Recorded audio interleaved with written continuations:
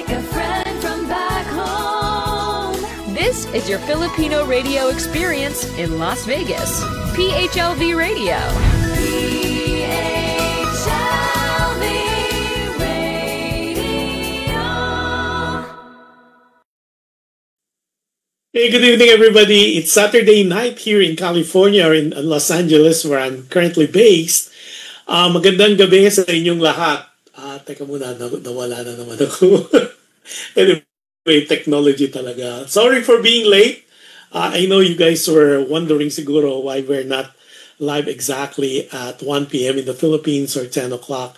I was kicked out for some reason, so I have to reboot. So I told our technical support that I was kicked out. Anyways, so if you're watching us in the Philippines, good afternoon. I hope you had a wonderful lunch with your friends, family, significant others at enjoy lang. Again, if you're watching us in different parts of the world, good morning, good afternoon, good evening. Happy viewing sa mga Team Replay and Team Share. Before anything else, we are live in different podcasts, namely Apple Podcasts, Google Podcasts, iHeartRadio, and Spotify. And the newest addition is Amazon Music. So just click on that or look for PHLB Radio. Now, also simultaneously, we are live on PHLB Facebook page, or live also on PHLB Radio YouTube channel. So if you will missed or had missed any of the past shows of PHLB Radio, just click on that notification bell so you will always be notified every time we're on. So right after the airing of this episode, it will be part of our playlist on PHLB Radio YouTube channel. And if you're using Amazon Fire TV, just look for PHLB Radio channel. And if you're using Alexa, just say, Alexa, play PHLB Radio. Yan, so we're everywhere na. So ang saya-saya. So we have some first honor. Si Gilda Cooper, si Jigs Cooper from Carson, California. Happy viewing sa'yo. Nice to have lunch with you yesterday. Si Roynick Hernandez is watching us from Project 7. Si Hilda is watching us from Manila as well. So happy viewing sa inyo. At maganda yung ating topic for today or for tonight. Or the topic would be, dapat bang balikan ang nakaraan? So do we have to go back to the past? Yan, in English. So yun, ang saya. But happy, ano na nga ba ngayon? It's October, so it's the Filipino-American Friendship Month. So there's a lot of things going on here in California, pero in the Philippines, there's a lot of concerts going on too. And hopefully our technical support will be able to show you some posters where we're helping some of our friends to introduce and to let them know about this coming shows happening in the metropolis. First up, yung Hagibis group will be having their bar concert tour in the Philippines. Ayan. So hopefully we're ready with that. It's gonna be Hagibis group sa bar tour concert nila. So it's gonna be October 24. It's the K-San Robinsons in Santa Rosa. There you go. We're showing you the poster. November 8, it's gonna be Social House Circuit in Makati. November 19, it's gonna be at Red Rhino Mandaluyong. And December 5, it's gonna be a Silim Bukal Calamba. And then December 12, it's the Berrio Bel Air Santa Rosa. So they will be having their US tour sometime next year. And then the next one we're promoting as well is, of course, yung Jep Rocks. Nako, yung Jep Rocks the Musical, ang mga awitin ni Mike Hanupol. So I think our brothers and sisters, friends and family, especially during the 70s, this is the concert talaga, which is so interesting. So it stars si David Erza, who is the son of Dulce, of course, Geneva Cruz, and Jeffrey Hidalgo of the Smoky Mountain fame. Si Nino Alejandro, yung nephew ni Haji Alejandro, Sheila Ferrer, and of course, si Jet Pangan. So it's going to be at the GSIS building or theater, and it starts November 20 to the 30th. So everyday po yan. Tickets are now available at Ticket World and Ticket for Us or for You. So it's gonna be, okay, so that's gonna be November 20, which is a Thursday, up to the 30th, and we'll have more information about that. And I think they'll be guesting in one of our shows, so they could promote that. It's going to be happening at the GSIS Theater.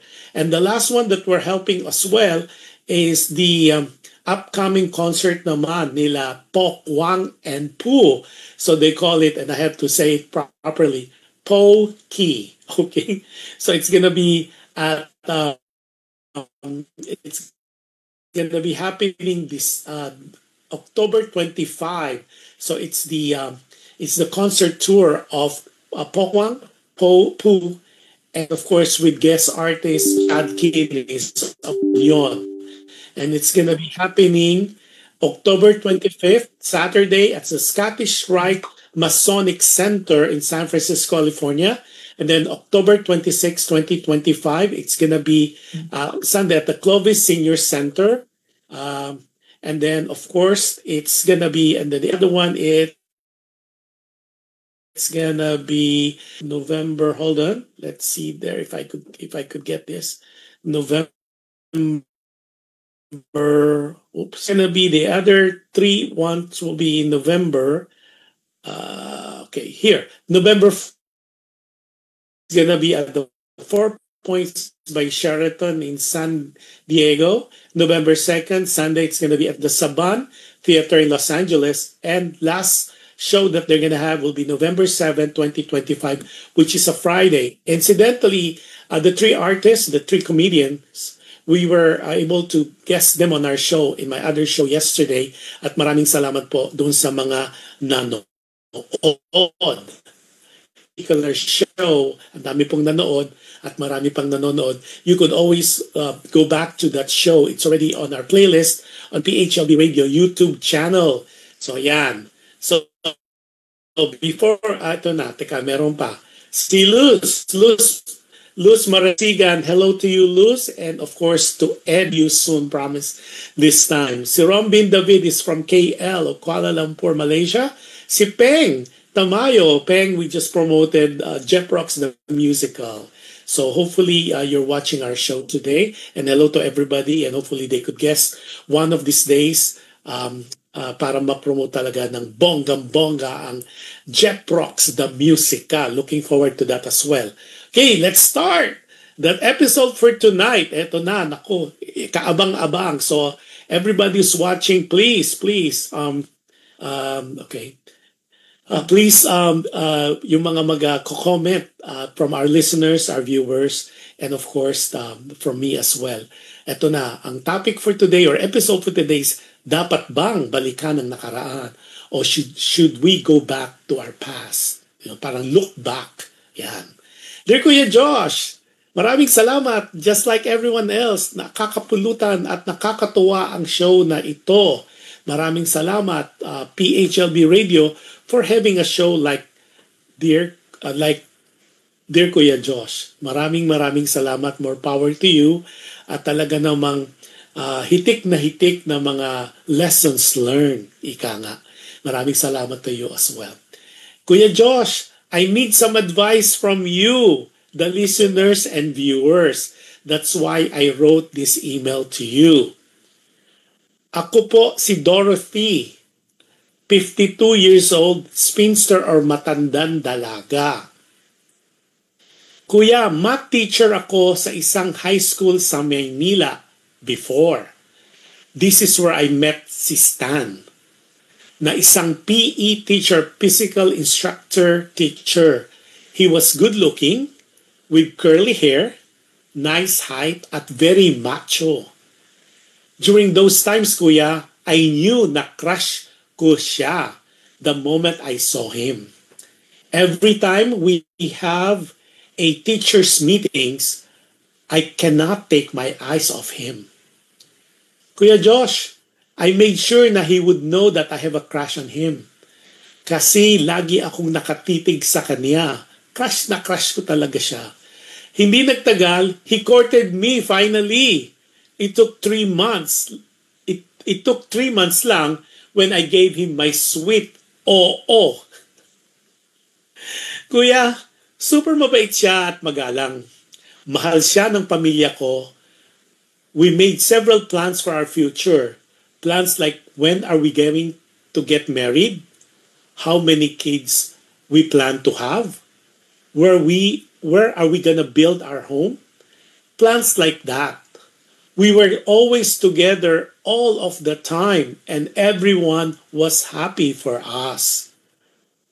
Kuya, during the Kuya Josh, during the school break, he went to his province in Kalibo, which is Kalibo Aklan, I guess. At the time, wala pang internet or cellphone noon. All we have then were telegrams at letter writing to communicate to each other or with each other. Mahirap pero we managed to survive. Kuya Josh, when he came back from the short vacation to Manila, he told me that he married another girl. Nagpakasal siya. Pinikot daw siya. The girl was from a prominent and powerful family, kaya wala siyang nagawa but to marry her. Tinakot daw siya, pati ang pamilya niya.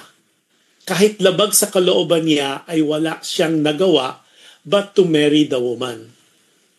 Kuya, sobrang iniyakan ko yon. Lahat ng dreams namin ay gumuho dahil sa nangyari. Ilang buwan din kung iniyakan ang aming pag-ibig. Lahat ng pangarap naglaho na parang bula. Kuya, nag-resign ako sa high school at lumipat ako sa ibang eskwelahan sa Makati this time. I tried to move on sa buhay. I had an offer for a teaching job sa New Zealand, so I grabbed it para makatulong sa pag-move on ko. Sa awa ng Diyos, Kuya, maganda ang naging buhay ko sa New Zealand.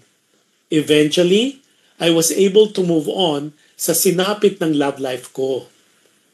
Marami akong nakilala at nanligaw pero walang katulad si Stan. Siguro dahil sa takot na rin na baka maulit ang nangyari sa buhay pag-ibig ko. Kuya Josh, wala akong contact kay Stan all these years. Until one day, I received a friend request sa Facebook account ko. I got curious, so I checked his profile. Doon ko nalaman na his wife had died 5 years ago. I have to admit, Kuya, he still looks good kahit may edad na rin like me. I accepted his friend request. Then right after I accepted it, nag-call agad siya sa FB Messenger. Since it has been several years na rin naman, I answered the call. Doon nga nagkwento siya about what happened to his life. I asked how he found me sa Facebook since I never used my real name sa FB. He said he got my FB handle or name sa isang co-teachers namin na nakasalubong niya sa isang mall. Sinabi niya na sa maniwala ako o hindi, hinanap niya ako all these years. All these years, ako pa rin ang laman ng puso niya. He told me na he had an unhappy life dahil hindi niya natutunang mahalin ang asawa niya. Dahil nga pinikot lang siya, he never loved her. Kaya it was never his desire to build a family with her. He tried to be a good person at kahit naging mabait naman ang asawa niya sa kanya, the love did not happen dahil ako pa rin ang minamahal at mamahalin niya. Kuya, honestly, kinilig ako sa sinabi niya. All these years, si Stan lang talaga ang minahal ko. Kuya Josh, I wrote to you dahil he wants to renew our relationship. Gusto niyang manligaw uli. He wants to rekindle ang naudlot na pagmamahalan namin. I'm so confused at nalilito on what I should do. Kuya, we are already on our 50s. All these times, I convinced myself na kami ay pinagtakpo pero hindi tinadhana. Sabi ng mga kaibigan ko, love is lovelier the second time around. I would like to believe that. Pero may takot at pangamba ako sa puso ko. Aminin ko, Kuya Josh, mahal ko pa rin talaga si Stan. Walang tao o walang lalaki sa buhay ko kung hindi si Stan. Ngunit tama pa rin ba na ipagpatuloy namin ang aming naudlot na relasyon na matatanda na kami? We are already on our 50s. We are already kind of retired. Pero namimilit siya at ako naman, part of me gustong gusto ko rin. Pero confused talaga ako. Sana ma-advise mo ako sa dapat kong gawain. Your advice, comment, ay much needed. Sana hindi lang ikaw, pati ang viewers at ang listeners ay makapag-advise sa akin. Maraming salamat sa pagbigay oras sa aking munting email. Nagmamahal at taga-subaybay ng show mo, si Dorothy. Ayan, nako. Before we continue, si Adele Ordinario. Hi Adele, miss you. Happy viewing sa'yo. Sabi niya, hi Kuya Josh and Kuya Johan. Tapos si Desi. Desi is watching us as well. Si Desi Santos is watching us. Si Adele, I think, Adele, you are in Long Beach, right? Wala ka sa Vegas ngayon. Tapos si Roy, tapos si Desi Santos watching us from Quezon City. Si Sam Espinosa, hey Sam, my kumpare is watching us from Magaldan, Pangasinan. How are you, the kids and Trish? They are the owners and proprietor of Trish Land Resort in Magaldan. Hopefully I'm not murdering the name. Magaldan, Pangasinan, and they open again the Trish Hotel.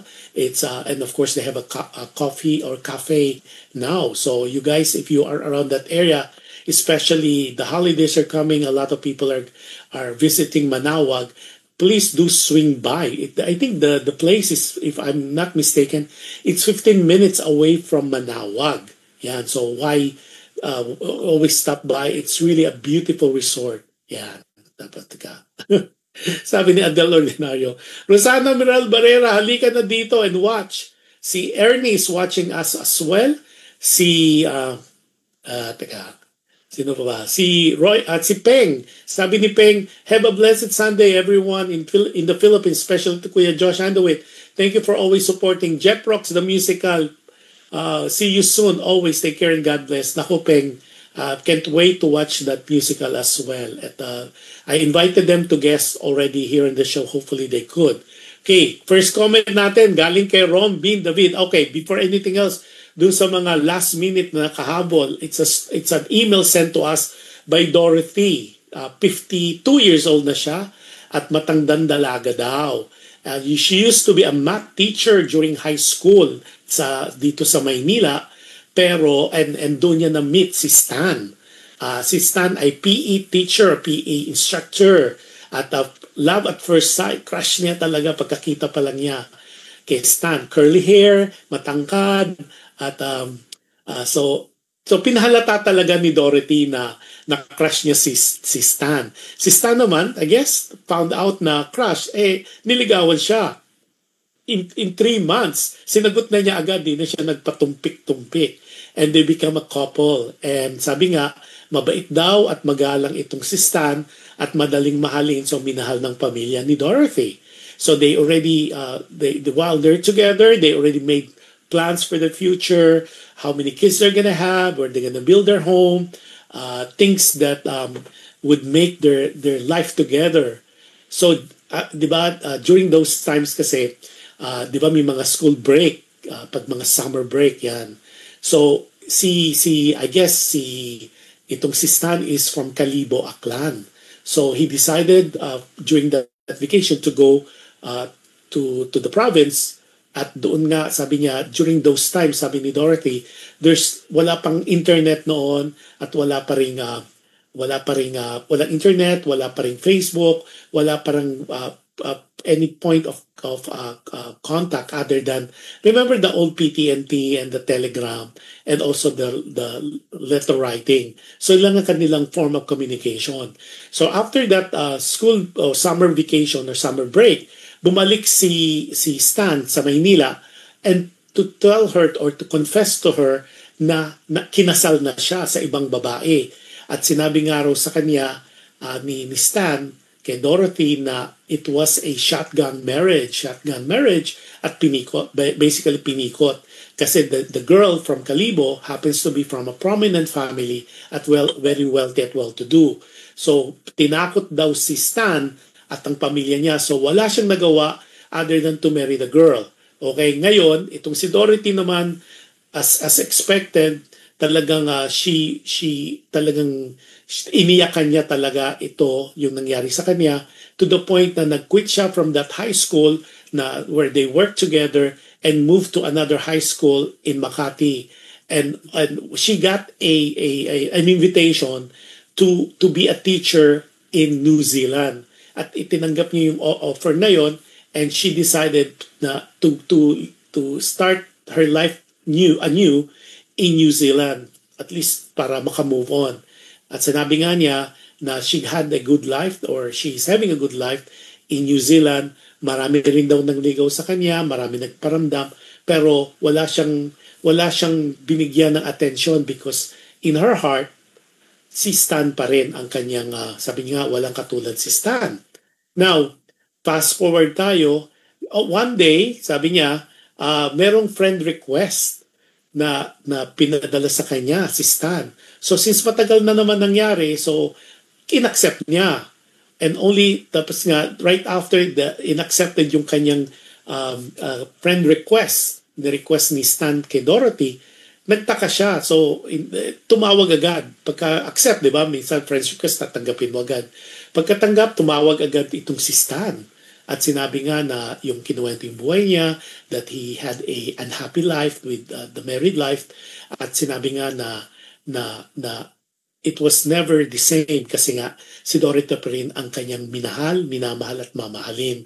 So itong si Dorothy was of course curious paano nakuha ni Stan yung name niya since hindi niya ginagamit yung pangalan niya sa FB. At Stan told her na nakuha niya yung handle, yung name niya sa Facebook through a common friend, a co-teacher nila back then na na-meet niya o nakasalubong niya sa mall. At that paved the way para mag-contact nga si Stan kay Dorothy.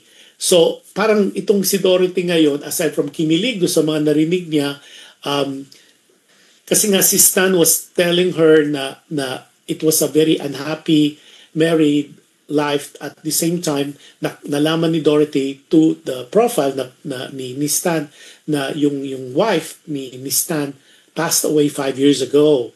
So itong si Stan said to her na gusto niya i-rekindle yung naudlot past relationship nila na it was discontinued because of what took place. So ito ngayon si Dorothy would not know what to do because part of her wants to continue pero part of her is saying na they're too old. Parang ngayon pa ba? Parang is it late? Parang ganon. And some friends of Dorothy was telling them, "Uy, love might be lovelier the second time around." That's why she decided to reach out to us sa Dear Kuya Joss dito sa show natin for some advice or for some comments or from some opinion, not only from me, but also from you, our viewers and our listeners. So yun ang storya ni Dorothy. So kailangan pa ba o dapat bang balikan ang nakaraan? Yan ang topic for today. So si David ang ating first magko-comment. Sabi niya, 50 na pero nag-iinarte pa si ate. Sana simplihan mo na lang buhay mo. From meaning, anong advice mo? Go for it? Go for the gold ba? Tapos sabi si Jake, si Gilda Cooper said, give love a second chance. Ayan. Okay, Rom, medyo expound mo ng konti. Anong simplihan? Tanggapin ba? Yun ba ang advice mo? Yun ba ang... you guys, yung mga nasa chat room at well as yung nanonood, what do you guys think? Should Dorothy entertain pa uli at balikan ang nakaraan? Balikan dapat ba ang nagdaan? So you guys tell us, ano ba? So while we're waiting for some comments ng ating listeners and our viewers, si Kuya Josh will comment muna. Again, just a disclaimer, the comments, opinion, advice that we are going to have here is not a reflection on the owners or management of PHLB Radio, para klaro lang.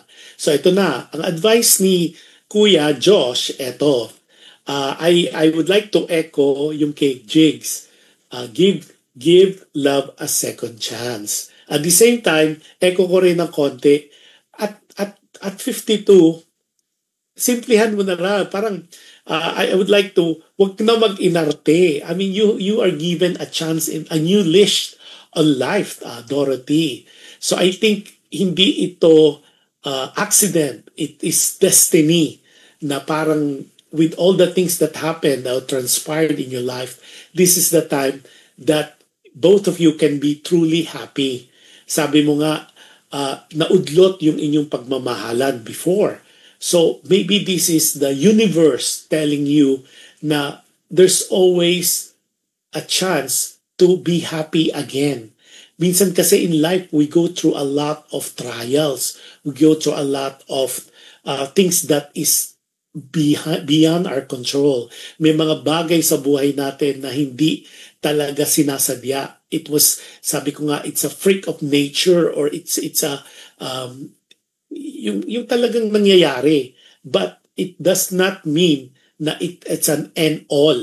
There's always a way of bringing back the past, especially kung both of you are free, both of you are technically single, there's always a chance to have a happy, fruitful life. 52 is still in my book, 52 is the new 40, diba? Tapos it's not too late to be in love again.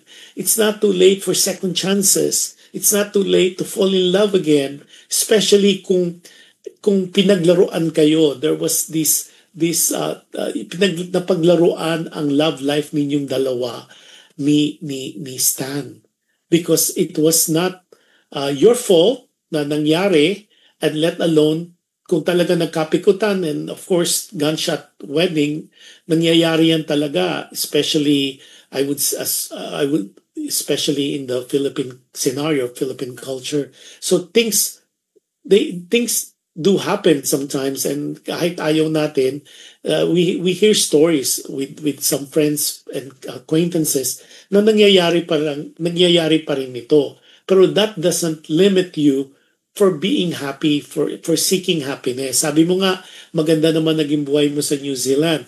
So you never know, baka this is the part na kailangan mong explore. Now, especially now na talagang sabi nga ni Stan, ikaw ang kanyang minamahal at mamahalin. What a way to say that. Di ba, ang sarap ng feeling na itong tao na to all these years. At saka, if you think about it, it was, sabi mo nga, di ba, baka pinagtagpo pero hindi tinadhana. I beg to disagree. In my book, tinan mo, out of the blue, nakasalubong niya yung co-teachers ninyo, and he was able to get your Facebook handle. Diba? Yung name mo sa Facebook. At sabi mo nga, kumbaga hindi yun ang name na ginagamit mo, your real name, pero nahanap ka niya.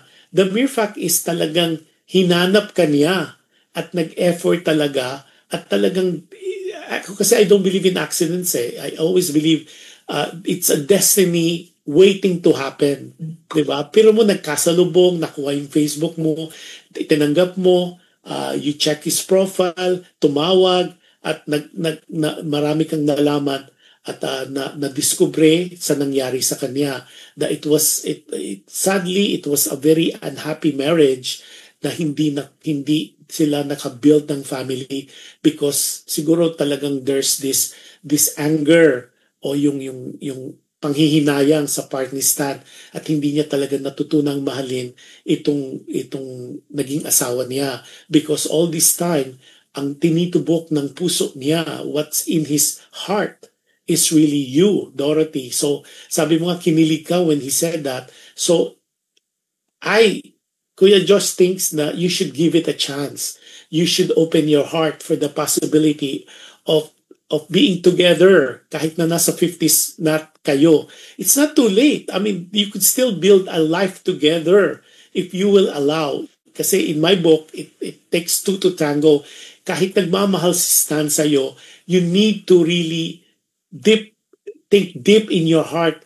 How about you? Do you still care the same? Do you still feel the same way to Stan? Mahal mo pa rin ba siya? Ganun pa rin ba ang intensity ng pagmamahal mo kay Stan, the way you felt during those days, 'di ba? Na firstly napatawad mo na ba? Na-accept mo na ba the fact na yung hindi nangyari before pwede naman mangyari ngayon. So there's a continuance, or you could continue the life you could have then na hindi nga nangyari. Pero the universe is giving you a chance, a new leash on life to be happy, to continue what was your past or what was in the past. Yun ang comment sa iyo ni Kuya Josh. Tingnan natin iba pa to. Teka, sabi okay. Teka, okay, sabi ni Rob, hey, never feel afraid at 50. Be outgoing with your feeling to go or not to go. Ayan. Yeah, so, Rob, thank you for clarifying that. Yeah, huwag ka matakot. 50 is the new 40. Sabi nga, sundin mo ang nararamdaman mo. Di ba? It's so beautiful. It's a wonderful feeling to be in love and to be happy and to be laughing and to be smiling. Iba yung dating noon. Feel happy to reconnect, sabi ni Rom, dagdag pa niya.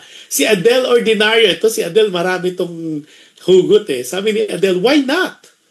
Kung pareho naman silang walang commitment. True! Like what I said, they're both single, di ba? Tinadhana talaga na hindi nakapag-asawa itong si Dorothy at si ano naman ay byudo na. So, they're both single and free to mingle. So, why not, di ba? Dagdag pa ni Rom bin David, be free if you will be a good couple to be. Ayan, nako, couple na agad. Tapos sabi ni Rom, sabi niya, use your math, declare your variables, and always subtract fears. Be strong, take Alaxal Forte. Uy, no pun intended Hindi po to sponsorship.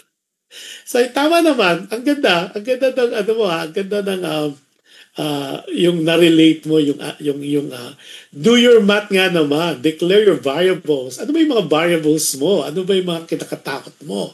Yung pros and cons. Tapos subtract mo yung fear so you could be strong. Ang galing. Ang galing ng analogy. May kumpare Sam Espinosa, married to a beautiful wife, si Trish, si Maring Trish, with 3 beautiful kids. Si Theo, si Maddie, at saka, teka, yung panganay. Teka, sino ba? Basta, yung panganay nila. Si Jeremiah, si Iam. Okay. So anyway, happy viewing sa'yo and of course to your in-laws. Diyan sa Trish Land Hotel and Trish Land Resort or Trish Hotel at yung cafe mo. Can't wait to taste and partake those new products that you have at the cafe. Sabi niya, sabi ni Sam Espinosa, relate na relate tayo sa mga totoong kwento ng buhay. Totoo yan. Kaya nga, Sam, that's why having our show like Dear Kuya Josh is such a refreshing. Kasi di ba yung mga nangyayari sa buhay ay napapag-usapan, nadidiscuss, na natatangkilik o na bibigyan natin ng siguro na nare-relate natin sa mga ganap na nangyayari sa buhay-buhay, di ba? Sabi ni Rombid David, nagtungpa niya, best regards, Dorothy. Hope you will love your crush all your life. Ayan. Galing, Roma. Salamat, ah. Sabi niya, yeah, sabi ni Rizam, wow, destiny waiting to happen. Uy, totoo yan. Like what I told you in the past, we meet people in our lives na hindi yan accident. I don't believe in accidents kasi these are just a destiny or divine intervention that is just waiting to happen. Yan ang isa sa aking mantra in life na good things, bad things, there are just things that would happen, and it's part of the grand design. It's our being human. It's our choice. It's our free will to make the decision on how we will react to a situation at hand. So yung kay Dorothy, Dorothy, I'm telling you, ang pag-ibig, ang love, wala pong time yan. There's no such thing as age. Sabi nga, ageless, timeless. The feeling of being in love. You could be in love with another person, in love with life itself. Pero wala pong pinipiling lugar, walang pinipiling panahon, walang pinipiling occasion or situation. In your particular case, like what Adele was saying, na you're both free. So what's there to fear? Anong dapat ikatakot? Both of you are not committed to anyone. So wala nang masasaktan. Sabi nga ni Dorothy, hindi nag-build ng family. So I would assume walang naging anak si Stan for them to worry. So di ba ang ganda ng feeling na after all these years nagkatagpo uli kayo o the universe, diba? Parang yung tadhana, the faith came into the picture for you to reconnect and to be connected again. So ang point ko lang, one of my other points would be take it easy, learn to learn each other again with the time that lapsed. So siguro maraming nangyari. There's a lot of talks that needs to be done. Siguro either one of you would travel and either si Dorothy from New Zealand can fly to Manila and iba yung face to face, but good thing with technology now, ang ganda ng technology kasi ngayon with Facebook, Viber, Messenger, WhatsApp, at kung ano-ano pa, there's always a way na that you could really communicate with each other, and you could do Viber, and you could do a face-to-face, conversation, kumbaga video call. There's the opportunity is there for you to really reconnect. Kasi nga yung nangyaring matagal na panahon, ang daming nag-transpire sa bawat buhay ng bawat tao, and it's not late. Wala talaga, and I will echo yung mga comments ng ating listeners and viewers. And I believe that as well. Wala talagang nasayang na panahon. Don't think of it na what if, sana noon pa. No. Sana kung kailan pa. No. Love is lovelier anytime. Ang sarap kayang ma-in-love, di ba? Ang sarap kaya nung feeling na tumitibok-tibok yung puso mo, that you have this feeling, you feel so alive. You look at life like colored. Talagang you look at life like fresh. Parang bagong umaga when you're in love. And of course, all of us had this experience of being in love. Di ba? Ang sarap magkaroon ng love life. Ang sarap ng feeling na you're in love. You could be in love, like what I said, with another person, but to be in love with life itself is already a feeling that there's this feeling of parang cloud heaven, di ba? Cloud 9, kumbaga. Sabi pa ni Gilda Cooper, sabi niya, reminds me of the movie An Affair to Remember. What a classic feel-good movie. Uy, totoo yan. ito yung kay ano eh, yung original nito, si Deborah Kerr, at saka I think si Cary Grant, not sure. Pero it was remake ni Annette Bening at saka ni yung asawa niya si Warren Beatty. Ano na ba yung pangalan nun? Basta maganda yung theme song na yun. An Affair to Remember. Ang ganda nito. You guys, if you could catch it, watch that. Sabi ni Adele Ordinario, go, go, go, Dorothy, and give it a chance. May kilig factor ka pa nga. Totoo, sabi mo nga, di ba? Totoo naman. May kilig-kilig pa talaga. So, obviously, whether you admit it or not, I think mahal na mahal mo pa rin si Stan. Sabi mo nga, with all that the men who courted you at mga nagparamdam sa iyo sa New Zealand, pero wala kang in-entertain. And that alone is already a sign that the love is still there.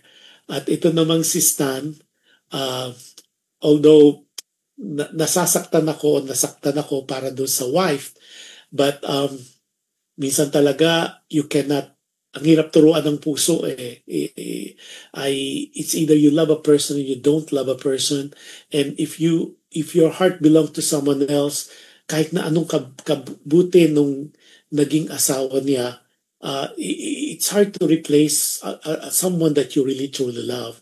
'Di ba? Yung mga first love natin diyan. Sabi nga na we have first love and we have the greatest love. And what a way to say to your wife, to your husband, or to whoever your partner or significant others, na you might not be my first love, but you are my greatest love.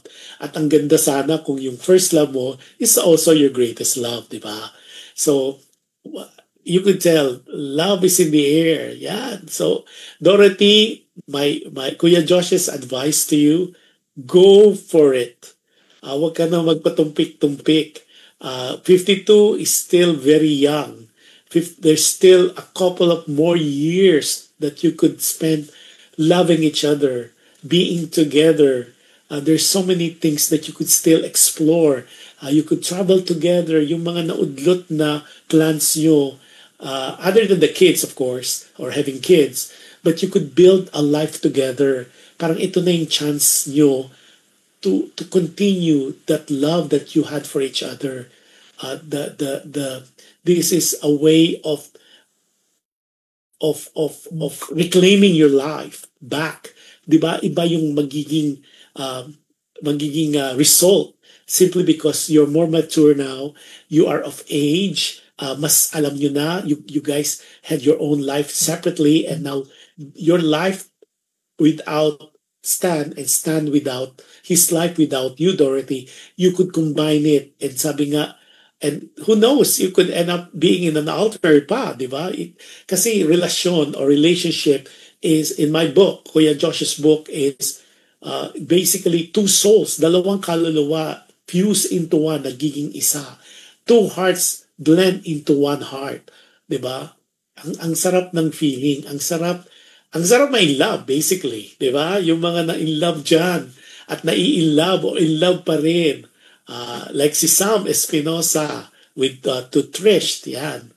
So, those are feeling na you cannot discount. Sabi nga, di ba? And I wish you all the best. I wish you the best of the best, Dorothy. I think give it a chance. Open your heart. Kung nakasusi man yan, open wide open. Give a 2 thumbs up. Open your arms to love again, at especially to the man you loved, na si Stan. Okay? Teka, digdag pa na to. Sabi ni, teka muna.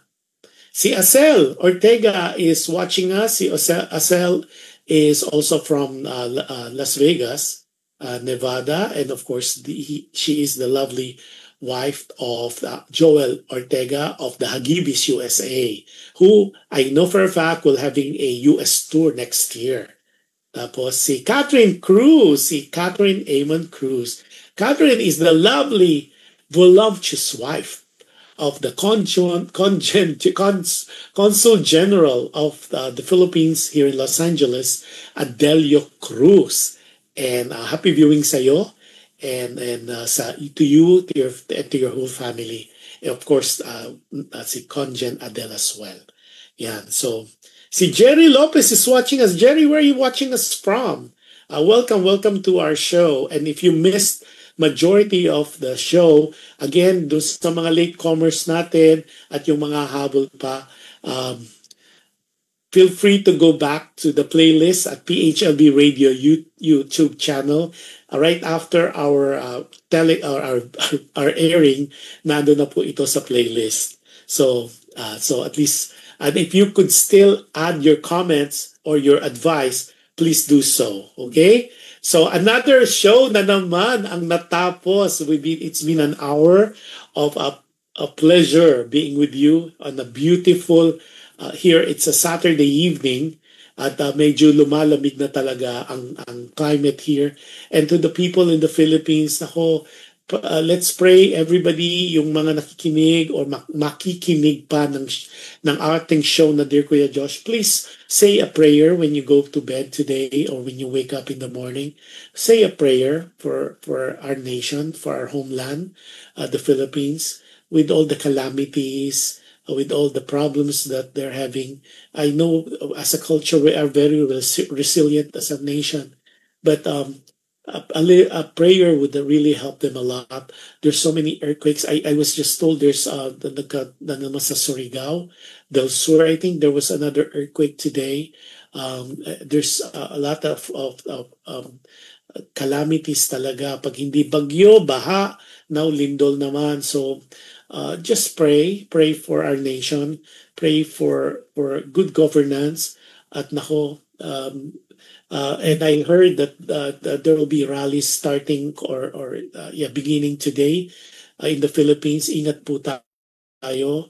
And I think there'll be packets of other things happening in the Philippines na parang i-denounce ang corruption that is happening, especially with the flood control. So pray for safety, pray for enlightenment, pray for resiliency,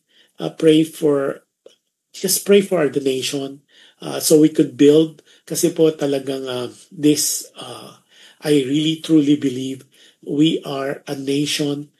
We are a beautiful nation. Ang ganda po ng Philippines. At regardless where you are in the world, there's no place like home. Talagang napakaganda. We are blessed with natural resources. We have the best beaches. We have the nicest mountains. We have the Mayon volcano is #1 perfect cone. There's so many. We are oozing with tourist spots that we could be so proud of as a nation.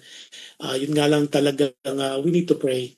I always remind people, prayers talaga is the best weapon we can have regardless of our situation or regardless of time. And yun lang po talaga ang pwede nating asahan. Okay, with that, maraming salamat again for tuning in yesterday sa alam mo ba, we had special guests si Po Kwang, si Po at saka si Chad Kinis. At today naman po dito sa Dear Kuya Josh. Maraming salamat, Dorothy, for lending us your portion of your life, for sharing us your letter. At sana kapulutan nyo ng aral at hopefully na-enlighten ka with some things that we discussed, Dorothy. Now, as a reminder, please do good to people. Be kind. You can never go wrong with kindness po. Regardless of what happened to us or to us in the world, with all the trials and tribulation we're going through, just be kind. Ang hirap minsan, di ba? We all know that.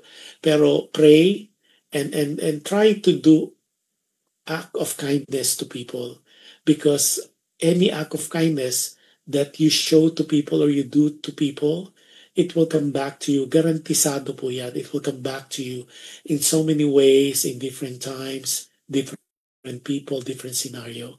And when you wake up in the morning, be grateful that this is another day, another chance to make things better. It's a new lift, a new page on the chapter of your life.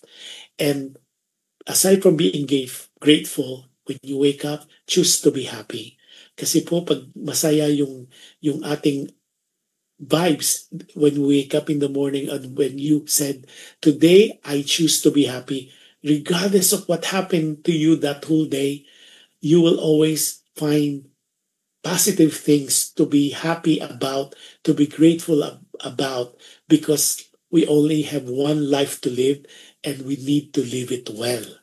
And with that, ladies and gentlemen, another show is over. Si Lito Noquid is just came in. Lito, happy viewing sa'yo. Just watch the replay on PHLB Radio YouTube channel at para maganda po yung storya today. At lahat po ng nanood today live at magre-replay at mag-share, maraming salamat po. Looking forward to another show next week. And if I don't see you next week, or for some reason or another you are not able to watch us live, you could always watch the replay on PHLB Radio YouTube channel. And I always wish you the best of the best. You enjoy the rest of the weekend and have a blessed weekend next week. Make it safe and God bless us all.